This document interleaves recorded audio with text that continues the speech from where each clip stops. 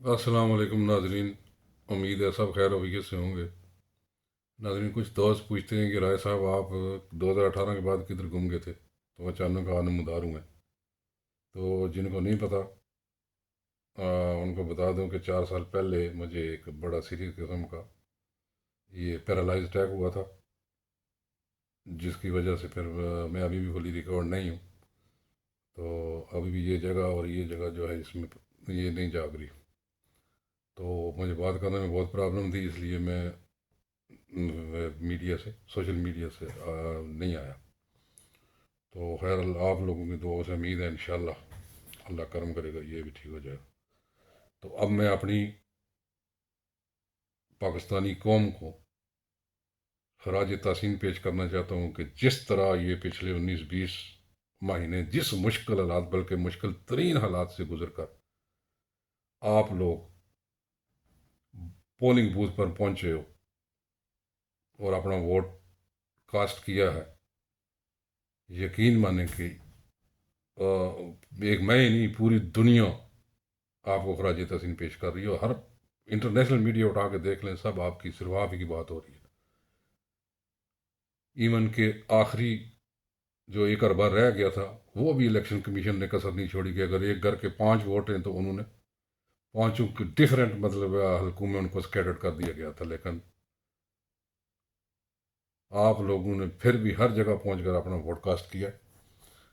तो चीते हो, ਤੁਸੀਂ ਖੇਡ ਕੇ ਦੱਸਿਆ ਚੀਤਿਓ, ਖੇਡਾਂ ਤੁਹਾਡੀਆਂ ਵਿੱਚ मैदान दे और ਤੁਸੀਂ दुनिया ਨੂੰ हैरान कर ਦਿੱਤਾ।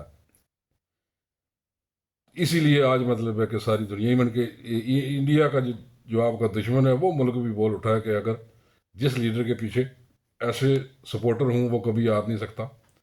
और मैं ये कहता हूँ कि जिस फौज के पीछे ऐसी कौम हो वो कभी कोई जंग हार नहीं सकती। तो इसलिए हमारे इदारों को चाहिए कि दानिशमंदाना फैसले करके तो इस कौम को इकट्ठा करें। This is the defining moment. तो अब सबको पता है, पूरी दुनिया बोल रही है कि आपका मैंडेट चोरी हो गया, लेकिन उसके लिए मायूस नहीं होना और घबराना नहीं है। इंशाल्लाह जीत पाकिस्तान की होगी और आपका मैंडेट चोरी किया हुआ मैंडेट भी कुछ वापस आएगा। और जो मैंडेट आपका पास बच गया है, अब उसकी हिफाजत आपने करनी है। तो आपको पता है कि ये अभी चोर डाकू जो हैं ये बड़ी बड़ी बोलियां लगाएंगे और अरबों करोड़ों ऑफर करेंगे आपको। तो अगर कभी आप ये समझें कि मजबूर हो गए तो उस वक़्त खुदकुशी को तरजीह देना, ज़मीर मत बेचना। ना तो ये कौम माफ़ करेगी, ना अल्लाह की ज़ात आपको माफ़ करे। इस कौम की जिस मुश्किल हालात में इन्होंने आपको कामयाब कराया, इसकी कौम की इस कुर्बानी को मत भूलना। तो इंशाल्लाह जीत पाकिस्तान की होगी और एक दिन ये ऐसा मुल्क बनेगा, ये मेरा ईमान है कि जहाँ आइन और कानून की हुक्मरानी होगी। तो अब ज़रा पटवारी हजरात से कोई 2-4 बातें हो जाए। उनसे मैं सिर्फ इतना ही कहना चाहता हूँ कि you have to accept gracefully the mandate, public mandate, otherwise you will loss further authenticity. रह तो कुछ नहीं गई, पहले ही समझ तो गए होने।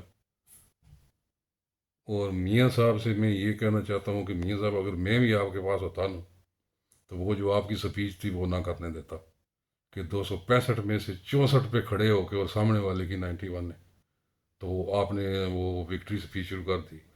तो यकीन माने, मैं यहाँ पूरी दुनिया का मतलब मैं वो देखता रहता हूँ मीडिया, तो हर जगह वो आपकी हंसी बनी हुई थी। इवन कि इंडिया का चैनल में देख के वो मेरे पेट में दर्द बढ़ गया हंस हंस के, जिस तरीके से वो लगे हुए थे।